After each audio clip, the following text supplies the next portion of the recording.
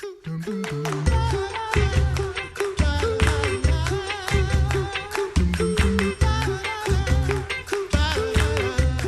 back to the Coffee Hour. I'm Andy Bates. I'm Sarah Golseth. This is the last installment in our series. Installment sounds like I'm making payments on something. Oh, boy. Well, and if you missed all of the rest of them...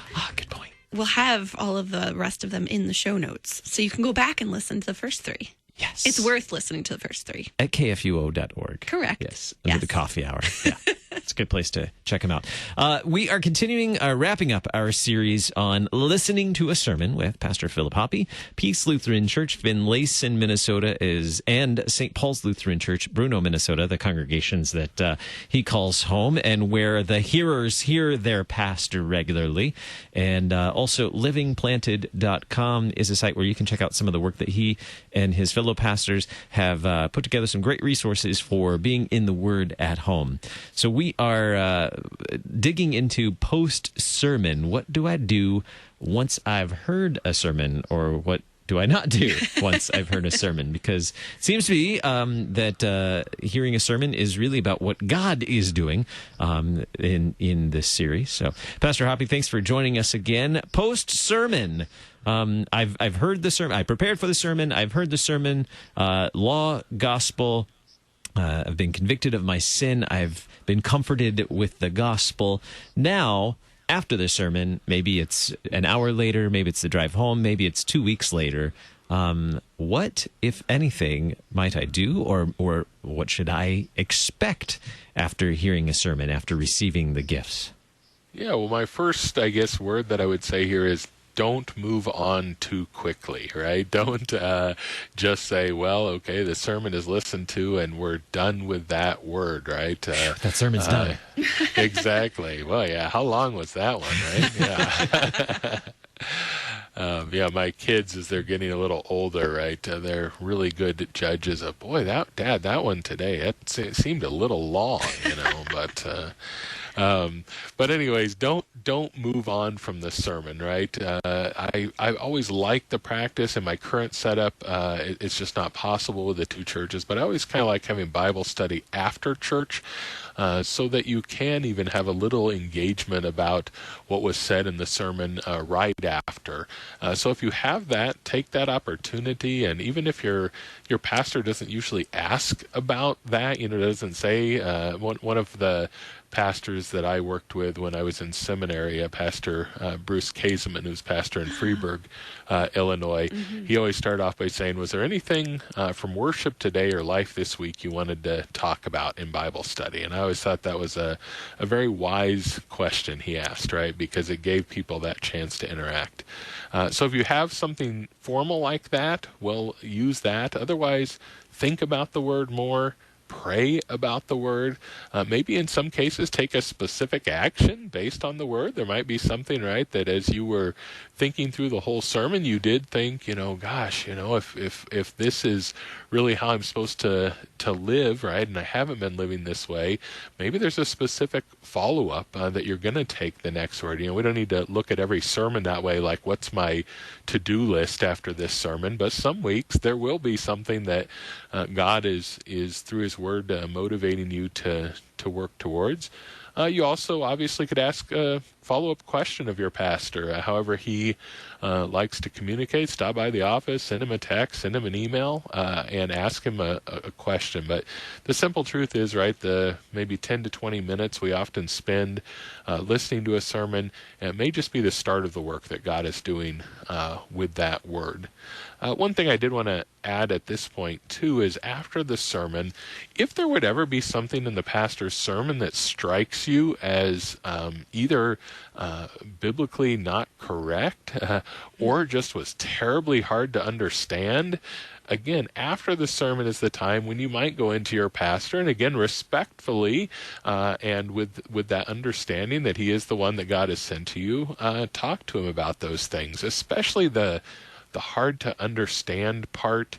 I think if young pastors had more parishioners who could truly come in and not say, boy, that sermon was awful, but could say, Pastor, I'm not, I think this was your main point, but, you talked about these other things. I think that would be so helpful to, especially young pastors, though all of us, right, to kind of learn better how to communicate what we want to with our people. And if there's something biblically incorrect in your mind, well, certainly go and talk to your pastor about that. He would, I think in most cases, welcome that chance to clarify what he means and to also show you scripturally where his what he said comes from. And so I think that's the time, we talked about not overanalyzing the sermon at the beginning.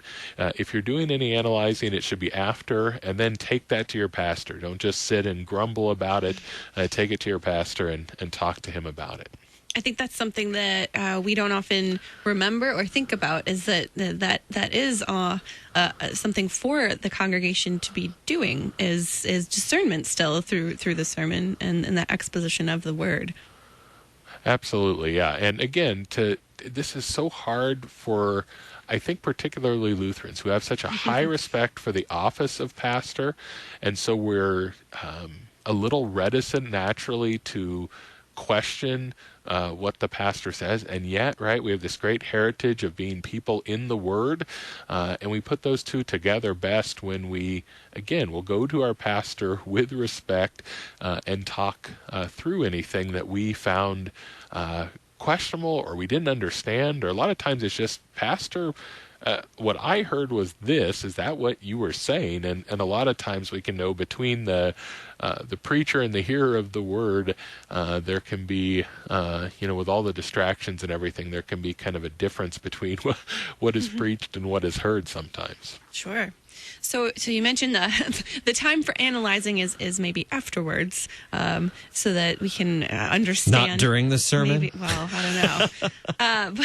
But to that point, if you're a visual learner or if you're a tactile, kinesthetic person, where that would be me. Yeah, playing with the hacky sack over here.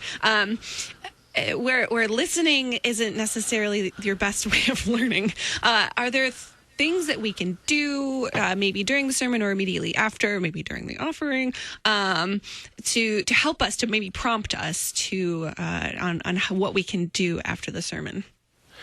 Well, I think, the church really has always understood, I don't even know if it's understood, but maybe just kind of because it's a collection of all people, has always had things for different people. I mean, this is why the church has often used a lot of artwork in its space, right? And it's why we put pictures on the front of bulletins and things like that. So some of that stuff is already there in the moment. And if you're a particularly visual person, you might look around and say, right, is there something that I know kind of the theme of the day? Is there something in the church that might even help me if I'm not going to be looking directly at the pastor, that I could look at something that might kind of foster these same thoughts? And I suppose that's not always going to be present, but that's something there that you can do. And again, I think one of those things is communicate those things to your pastor if those are things that might be more helpful to you, and he might have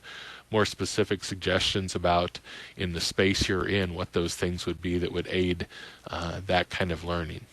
I like that you mentioned art. That the tradition of banners in the church. Yeah. I appreciate that, right, especially because they can help reinforce the theme of the liturgical season in the church year. I appreciate that. Absolutely. So, following up to a sermon, I've listened to the sermon. I heard it. I think I heard it. Not really sure. And even like a day later, it really didn't have much of an impact on me, Pastor. It's all right, but it really didn't have any impact on me. What now?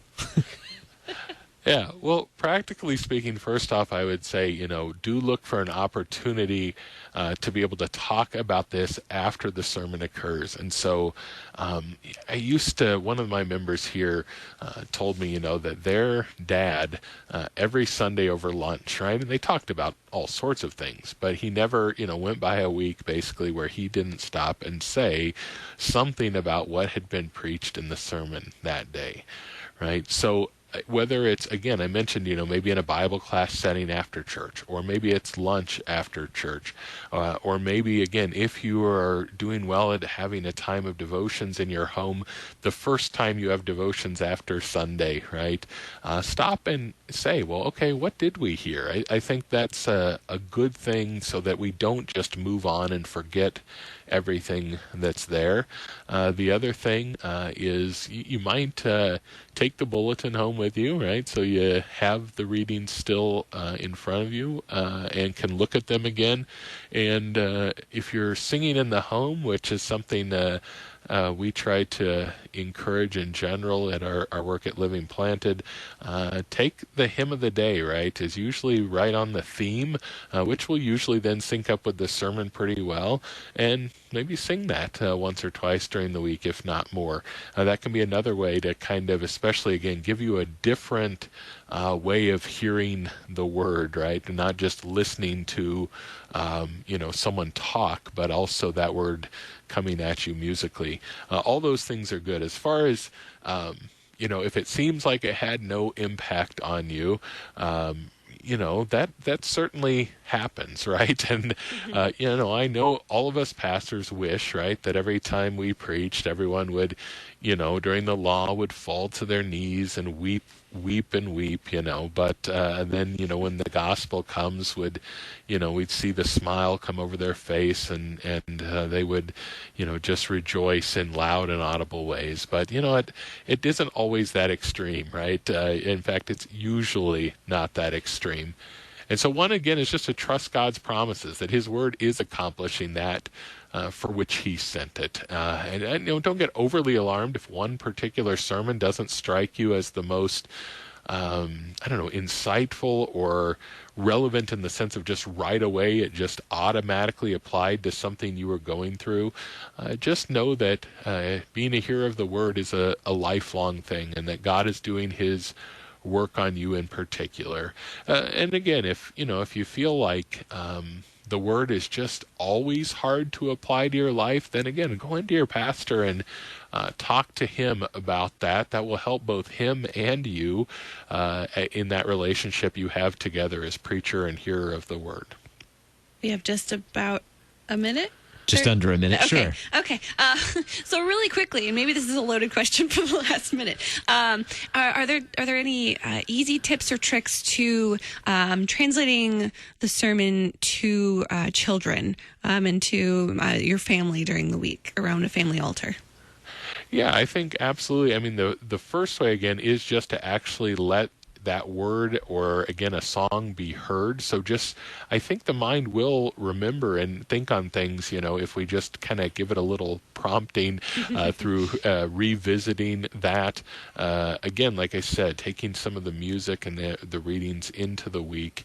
The other thing, again, is just in those informal settings, like I said, whether it be over a meal or something else, if there's anything you can apply and talk to about your children in a way that is, seems kind of organic in the moment, please do that, right? And this is important to our children, learning that the sermon is not just an isolated experience, but it's something meant for our everyday life.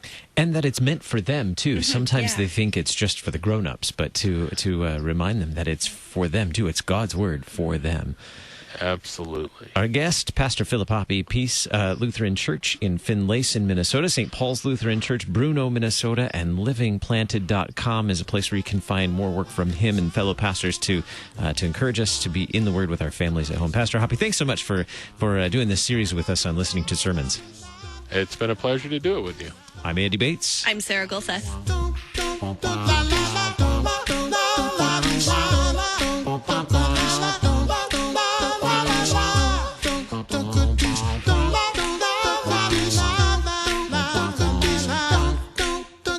Wow. Coffee Hour with Andy and Sarah is a production of KFUO. To support the Coffee Hour and KFUO Radio, visit KFUO.org. You can also text KFUO to 41444 or send an email to gifts@kfuo.org. And you can call us at 800-844-0524. KFUO. Christ for you, anytime, anywhere.